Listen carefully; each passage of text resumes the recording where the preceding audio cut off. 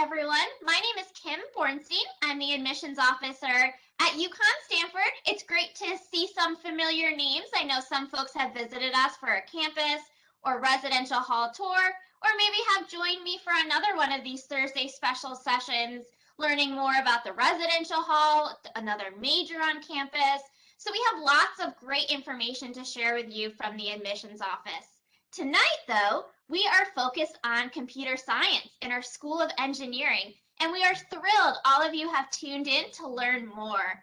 We have two amazing faculty members here with us from our UConn Department of Engineering, and I'm going to turn it over to them in just a moment to introduce themselves. Before I do so, I do want to share participants this evening. We won't be able to see or hear you, so we're not in like one of those Zoom calls where everybody's box is on the screen. But you do have a great chat or Q&A box to the bottom right hand of your screen. Feel free to type in any questions. They can be related to admissions, they can be related to UConn. What is your favorite restaurant? Whatever it is that you want to know, what is meaningful for all of you? And we will get to your questions at the end of our presentation this evening. All right, I'm so excited all of you are here. Let's get started. Professor Shea, do you want to get started by introducing yourself? Okay, good. Thank you. Thank you, Kimberly. Thank you, everyone, for joining us this afternoon. And we are thrilled to have you here and share our program with you. And if you have any questions, you can type the questions in the Q&A boxes on the right-hand side.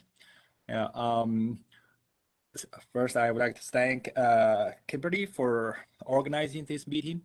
Also, I would like to thank Professor Phil Bradford to help me out here.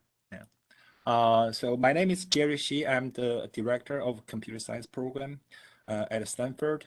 Actually, I'm new to this position, so that's why I'm asked Professor Bradford to help me out here. Yeah. So Phil, do you want to introduce yourself? Sure. Thank you, Jerry, and thank you, Kim. This is a great opportunity, and I welcome everybody who's joining us. I think this is going to be hopefully very informative and a good way to start to get to know our campus and all the great things going on in our engineering school. So my background is, I've been working in the computer science program in UConn Stamford for, I guess this is my 6th year, so I'm pretty excited about it. And the program is growing, so I'm very happy to report that. And we've already had a set of graduates last year, and this year we have more than double the graduates we had from last year.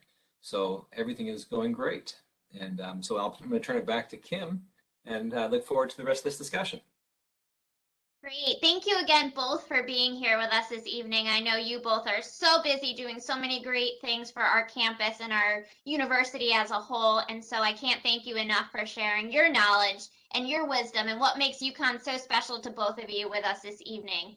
So participants, Professor Shi has a short presentation, and then we will definitely dive deep into Q&A and answer anything that you have for us. So Professor Shi, if you want to share your screen and start your presentation. Can you see my slides? Okay, great. Thank you.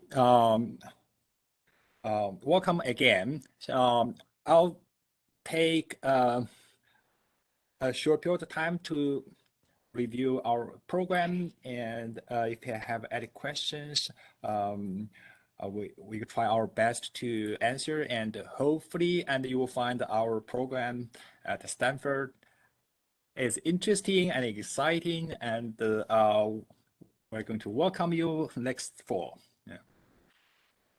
So the presentation will be short. I know everyone is busy and you have a lot of questions, right? So I'm just going to talk about the program and the curriculum and advising. Okay. So the computer science at Stanford is quite new.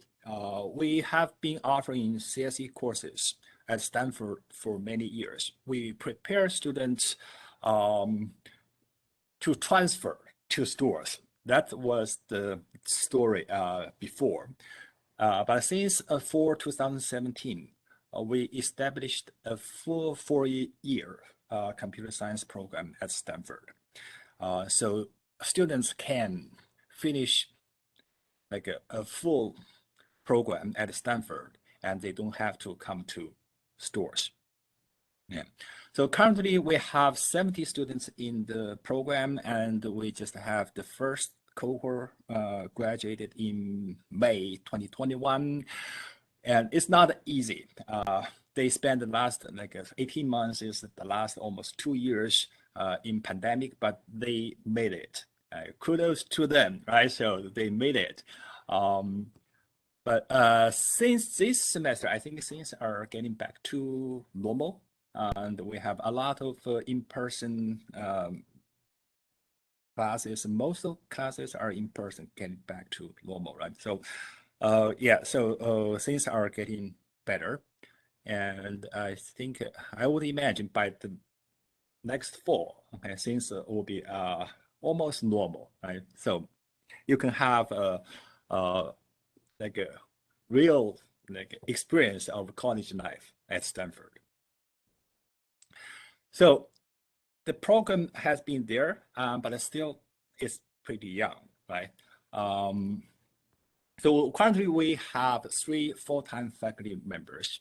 You see Dr. Bradford here. He has been there for 4, 5, or 6 years, right? Recently, we also have Dr. Kriti Bhargava and Dr. Jacek Ostrowski joining us in recent years. Okay. So right now, we have 3 full-time faculty members. We also have a few adjunct professors teach a couple of courses every semester. But the program is growing. So 3 full professors are not enough. So we are trying to get more people join this program. That's why I'm helping the program from stores. My main duty is still at the stores, but we need more people at Stanford. We want to help students more. So that's why we're trying to get more resources at Stanford. So those are the people you're going to see a lot. And of course, you're going to see new professors in the computer science program. Right? But the curriculum will remain almost the same. Okay, we have a pretty rigorous curriculum and a very high standard. We have high expectation from students. Right? So I'm going to briefly talk about the curriculum next. So the curriculum is very similar to STORE's program. And we have the requirement from the university and from School of Engineering. So students have to take courses from general education area. There are 4 areas. So students have to complete those requirements. Also, we have a math requirement, the chemistry, physics requirement. So these are the courses for almost every student in the engineering program. In addition to that, we have computer science specific requirement. Students in the computer science program have to get 43 CSE credits. So roughly, we have 10 core computer science courses that are required for every computer science student. We hope the student can get a solid foundation in many areas, in software, in hardware, in systems, and in computer theory. They have a good foundation. Then from there, they can explore their own interests. So we set up concentrations. Depends on students' interests, they can pick one concentration, and they have to take 4 courses in that concentration. Before they graduate, they have to complete senior design project. They work in team for a year. In recent years, the project were typically sponsored by companies. So they have they have a chance to work with like, people, real like a project, and they know what's going on, what to expect when they graduate. So this is the courses, the structure of the curriculum a student have to complete. So I mentioned earlier, so we have a core, okay, that required courses for every student. Here is a list of the main courses students have to take. So at the top, you see 4 courses. These are mainly programming courses. So we have intro courses, is 1010. Then another intro courses is harder, it's 1729. Okay, the course number 1729 is especially designed. Okay, so you can think about what's the meaning of 1729. Probably some of you may already recognize the number. So after that, we have another programming course, is 2050. Then after that, we have 3100 is system programming. So in the programming courses, we have, you can see that we have 4 courses, but they teach different things. In 1729, the focus will be on the function programming. In 2050, there's object-oriented design, and in 3100, it focuses on the sort of lower level programming. So we hope through this a sequence of programming courses, students are confident, can work on projects at different levels. So coding just one aspect, right? We also would like to see students who are good at analyze problems and can solve problems and come up with their own better solutions. So they need some theoretical foundations. So we have 2500 as discrete math in the core. We also have 3500 specifically on algorithm. So other than this, we also have a course on hardware, how to design like processors. That's in 3666 as an introduction to computer architecture. Nowadays, security is a big issue to many computer systems. So we think students should know about security. This is an important aspect for many applications, for many systems. So we also have like a 3140 security lab. Students will have hands-on experiences on security issues, the attacks, the countermeasures, how to improve their design to get better security. After this, students who should, we expect the students have a good solid foundation to work on other areas, and in the end, they're to work on senior design project. So currently, we have 2 concentrations offered at Stanford. One is software design and development, and the other is mobile system development. The software design development is the most popular concentration at stores. That's why we offer that at Stanford. Also, we see a large demand from industry. They want programmers. That's why we designed these 2 concentrations at the stores. At Stanford. So in the software design concentration, you can see that we have software engineering, we have another programming language, and in programming language course actually is going deeper, not just a specific programming language. It's a large range of programming language. How to understand the features in different programming languages better, and what's the math, and what are the limitations of those programming languages. And we also have the database in the software design concentration. The new concentration, mobile system development concentrations, focus on the new computing paradigm.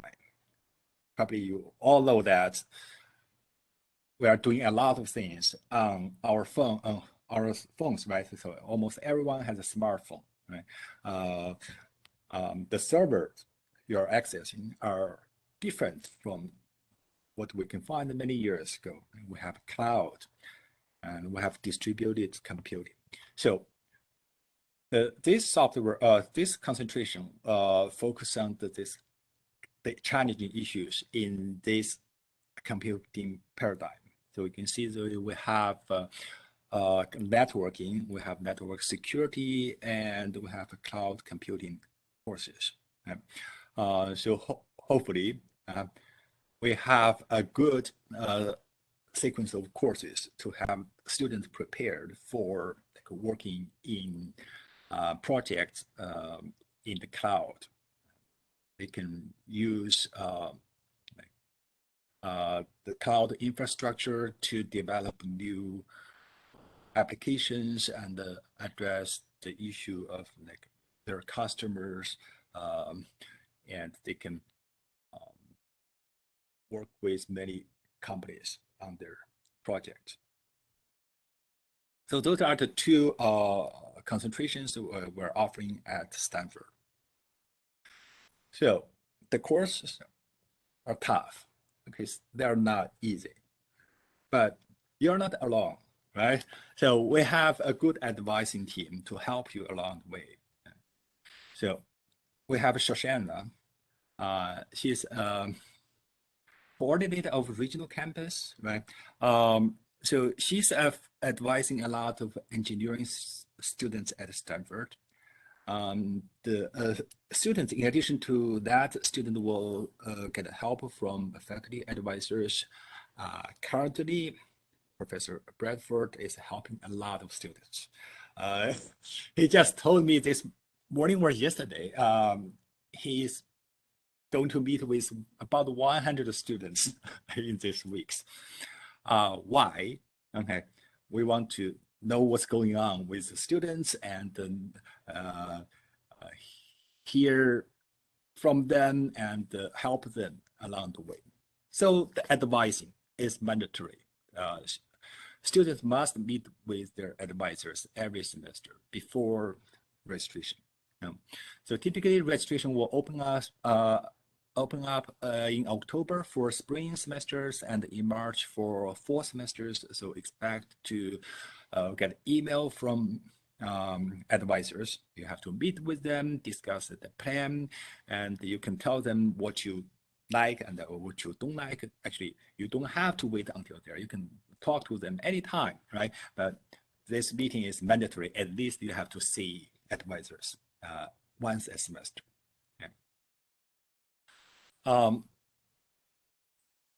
So in addition to get help from advisors, you can plan this the courses and the activities yourself.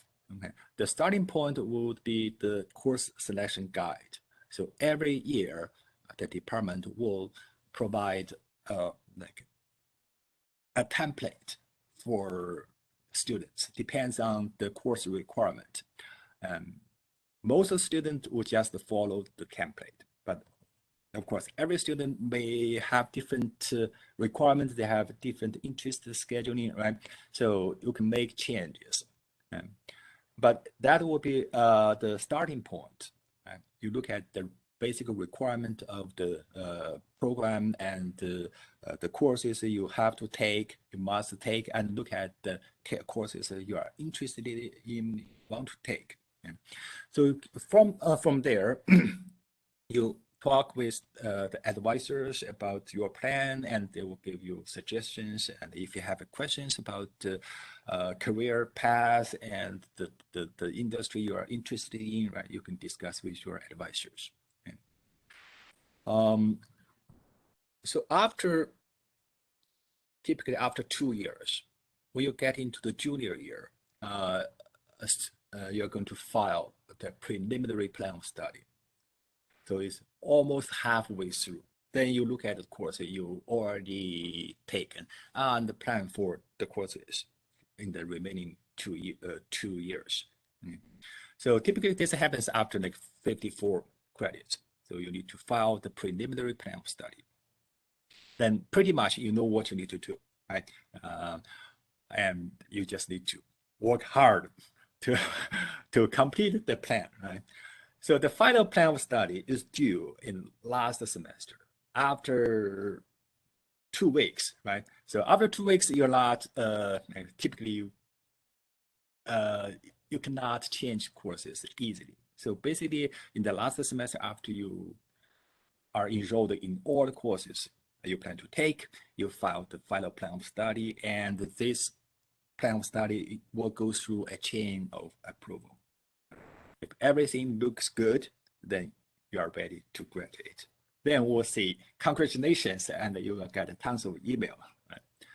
So that's plan of study. And how do you keep track of all these things? UConn has a system. You can enter the information about your plan. You list all the courses you plan to take every semester, and you run the report. From the report, you will know whether you meet all the requirements or not. So you can check this any time you want. Now, question: why Stanford? Okay, probably Kim can talk about more about this. I have been thinking about this question. So why Stanford, right? Of course, the first thing I can think of is the program. We have very good program at Stanford. So you receive good education here, and you get prepared to take any job in computer science or any computing industry.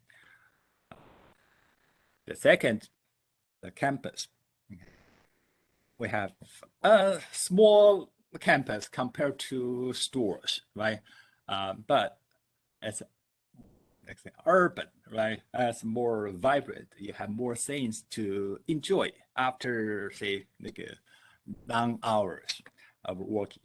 You have some place to relax, hang out with friends. Also, we don't have that many students at Stanford. At stores, there are probably 800, 1,000 students in computer science department now. So the classes are bigger, much bigger. And I talked to some students. They don't know students who much. They only go to the classes. They see these students and go to different classes. They different students. They don't know each other. At Stanford, we have smaller classes. Right now, I think about 100 students, 70, 100, probably Professor Bradford knows the exact number. And we have smaller classes. Typically, the class size is about 20, 30 students, much smaller than what you can find at stores. Yeah.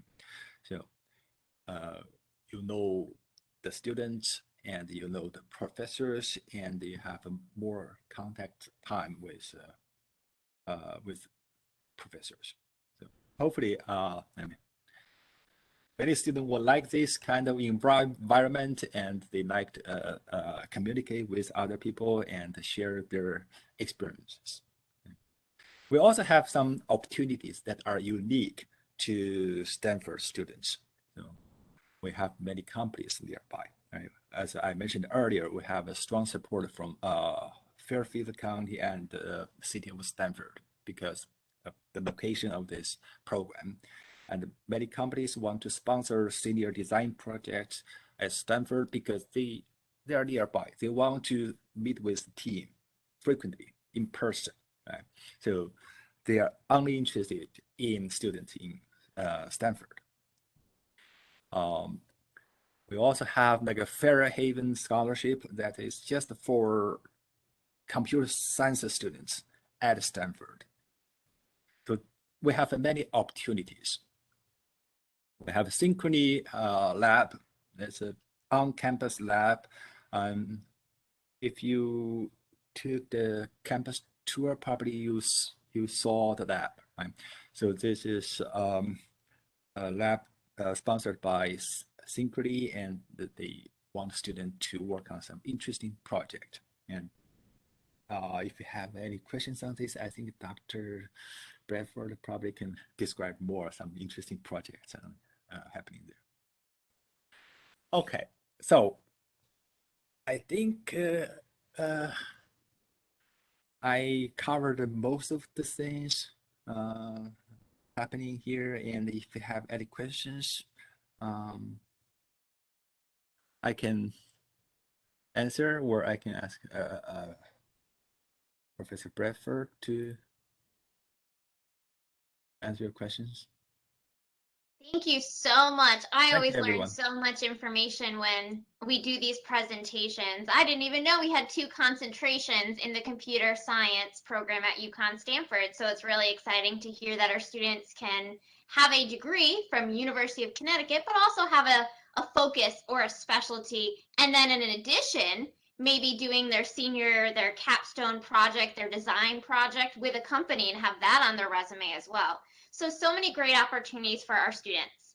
Participants, there's some great questions that have come in, and we're going to get to all of them, but continue the questions coming in as we go through them. So again, the best way to reach us is using the chat or the Q&A box, typing in your questions, and then we will answer them. All right, so let's talk a little bit about how you get into the computer science program. So Professor Shi mentioned that the computer science program is rigorous. It's tough. There's a lot of math classes. There's a lot of concentration involved. And so sometimes students, when they're applying from high school or when they're transferring in from another university, we ask the students to take those challenging math and science courses that we saw on the slide that students would take their first semester maybe. So maybe physics and chemistry and some of those classes, and then work with their advisor to apply into computer science or another major in our School of Engineering. So there is definitely an opportunity to apply into the School of Engineering once you are a current student at UConn. If you put on your application that you're interested in computer science, you might get into our ACES program. So I just wanted to take a moment to explain what ACES stands for. So ACES is our Undecided Exploratory Program. It stands for Academic Center for Exploratory Students. And you might start in that program and then apply into the computer science program. So as a member of the admissions committee that's reviewing your applications, I really look at those math classes. I want to make sure that all of our students are set up for success. And so I do look closely at those math and science courses to make sure that you can be successful in our program. And if maybe you had some challenging grades in your math and science, but really do want to explore the School of Engineering, then starting in our ACES program might be a great track or a great plan for you as the student. So there are other opportunities to connect with the computer science team, and you don't have to start right away. Professor Bradford, this question is for you. I know you meet with about 100 students over the next 6 weeks, right, through advising. Do you have any honors students that you're meeting with? Is there any honors students that come to mind that are in the UConn Honors Program? Absolutely. So great question. We have a number of honors students that we work with, in fact, and the students, we have a lot of great students, so it's actually one of these great things of opportunities all over the place. And so, yes, we do. And I can add a few comments on the honors program. So the students in the honors program need to do additional work, right? So, so the requirement right now is you get the honors credit, at least 6 honors credits every year, and in the end, by the end of the last semester, you complete honors thesis. And then through this process, and you do the honors project conversion or honors conversion in regular courses, you earn honors credit. And through this process, honors students will understand the topic better. They will learn more during the regular courses. Great, thank you so much. Yes, our honor students can start at UConn Stanford their first semester. So students, when you're applying to UConn, I would definitely recommend that you apply by our priority deadline of December 1st, so you're considered for the honors program and merit-based scholarships. You don't have to do anything additional to be looked at for the honors program. I would just recommend that you apply by Thanksgiving week, so that way your application and all your materials are in by December 1st. So the next question I'm going to ask Professor Bradford again. So Professor Bradford, over the summer or maybe even during the year, you've had students, current UConn Stanford students, as well as students that are also maybe interested in pursuing computer science or engineering at UConn, work with you on some special projects. Can you share with us a little bit about those special projects that you've collaborated with our students on?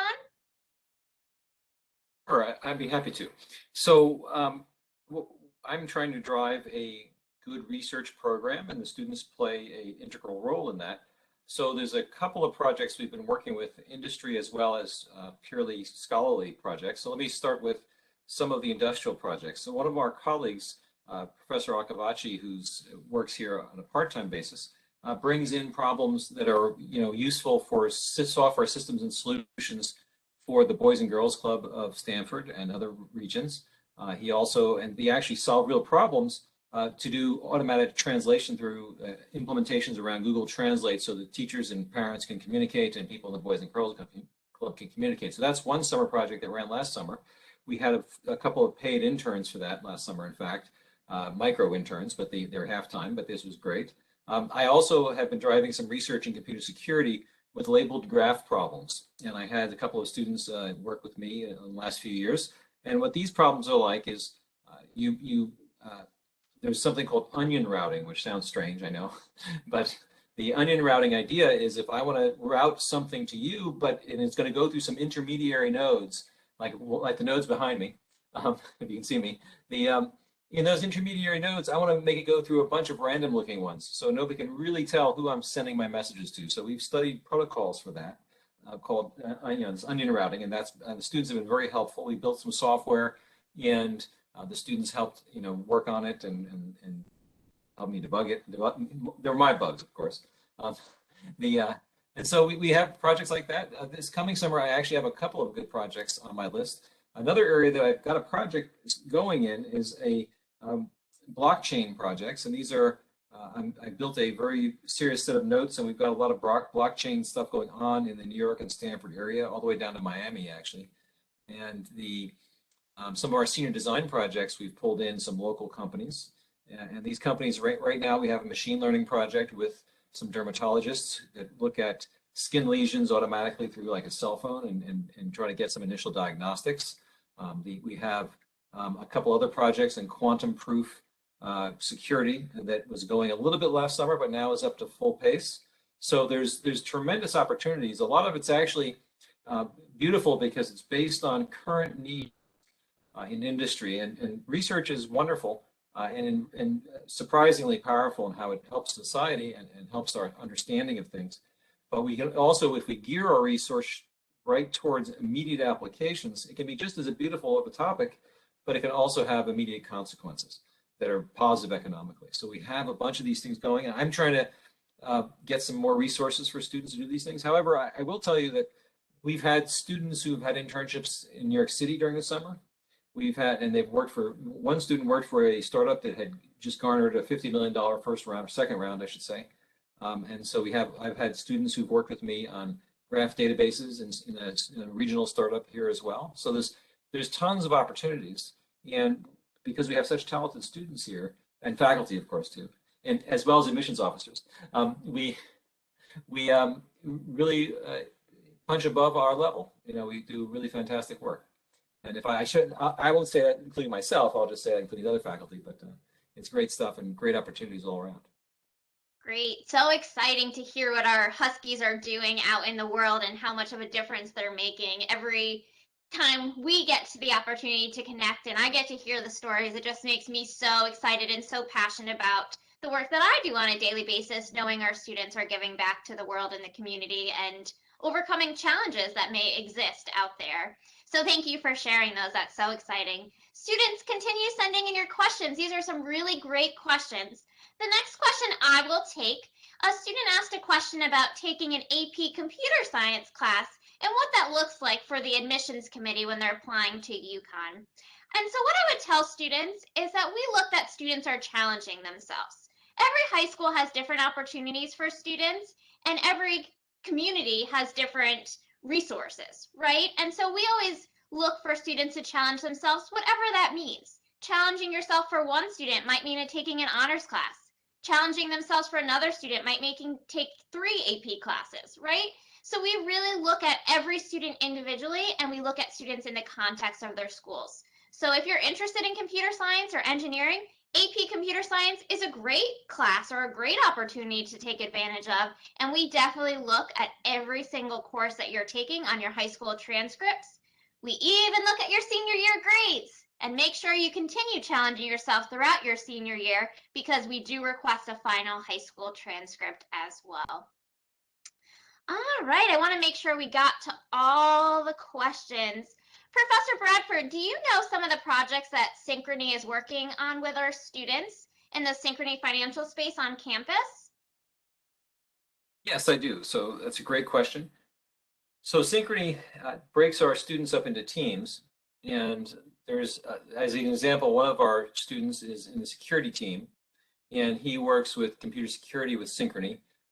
At this point, he's looking at database security. And one issue there right now is also, I know that I was just discussing this with him yesterday, was blinding the database so they can do analyses without knowing who is in the database. There's another problem they've been struggling with in machine learning, and this problem has gotten glimmers in the internships. And this problem is when a credit card company accepts or rejects somebody, it has to give a concrete reason to do that. They can't just say, oh, you're rejected, good luck.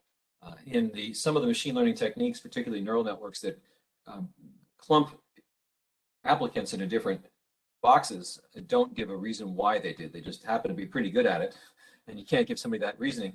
So there has been some questions about that raised to the students, and they've been looking at that issue in machine learning. There's also a number of projects to build mobile system apps going on, and various aspects of the mobile apps. And I worked with a fairly large team at Synchrony a few summers myself on building mobile apps, and that's a pretty excellent team. Synchrony is a first-class firm, and they also know the value of strong development and excellent research. So it's been great opportunities for the students, and I have even played a bit of a role in some of the mobile app development indirectly with the students, or semi-directly, I should say. So exciting. It's very cool to walk up to the second floor on our campus and peek in and see Synchrony financial employees working one-on-one directly next to a UConn Stanford student.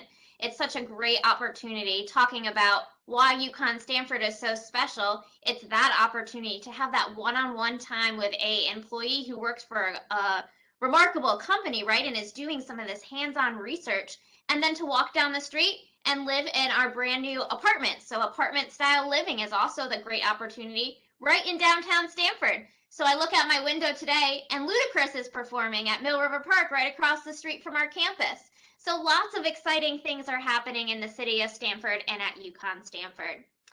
Well, participants, as we wrap up our evening together, I do want to share some other opportunities to visit UConn and to learn more about UConn Stanford. I know sometimes when I'm like, oh, what questions do you have? What questions do you have? You're like, oh, nothing now. But in a week or in 24 hours, I'll have lots of questions. And so we definitely want to help you on your college journey. We are here to assist you. We are here to answer your questions. We know it can be a stressful time. And so we definitely want to take any mystery or myths out of the loop and make sure you have all the information you need to be successful. We have recently opened up our campus and residential hall tours, so we're thrilled to invite folks to come and visit campus. Check out our Synchrony financial space on our second floor. Come see our cafe, which opens this week, our kind of Starbucks cafe that our students have access to. See our concourse. If you come next week, you'll see we're doing homecoming week decorating where our students are painting the windows. Husky themed or UConn themed, so we're excited. We're window number 4, so check that out. That's the admissions department. So there is so much going on campus, and we hope you will come visit and check out those. Students, I know a lot of you had questions tonight about application and how to apply in campuses. I have an application tips and tricks presentation that I do about once or twice a week. It is virtually similar to this environment that we did this evening together. And I'll walk you through each part of the application process, and we'll talk about tips and tricks and everything that revolves around the application process. I definitely wanted to thank our two professors that are with us this evening. Thank you for sharing so much great information with us about the classes and the faculty at UConn Stamford and the opportunities that our students have to dive right into research and hands-on opportunities and learning. It makes our campus such a great place to be at and so unique. Most of our academic classes are in one building, so if you haven't visited us, it's a really special place that students can walk in the hall and see their peers, their co-workers, if they're working on campus, their colleagues, faculty, staff, maybe having a coffee right next to them. So it's such a great environment to be in a small campus environment, but also receiving a University of Connecticut diploma. So a great opportunity for our students, and we hope you will come and visit us. Professor Bradford, Professor Shi, any last minute words, pieces of advice, anything as we close the evening together? Well, I'd like to see if all you guys would like to join us. I welcome you all, and there's lots of stuff going on. In fact, another reason why it's great that we're going to grow our department in terms of faculty is there's so many opportunities here that, that it's very hard for even 3 full-time faculty to handle a portion of them. So as we grow, we'll actually be able to open up more opportunity pathways with the students and everybody else. So this is just awesome. Tell your friends also. Yeah. I echo what Professor Bradford just said. Stanford's computer science program will provide good opportunities for everyone to succeed. Great. Well, again, thank you all for your time this evening. I hope you have wrapped up a great week, and we can't wait to see you on campus as soon as you join us for that campus or residential hall tour. We also have a student panel next week, so who better to hear from than our current UConn Stamford students? So please check out our website, call us, ask us your questions. We are here to help. Thank you again, everybody, for joining us. Have a great evening, and we can't wait to see you soon. Bye, everyone.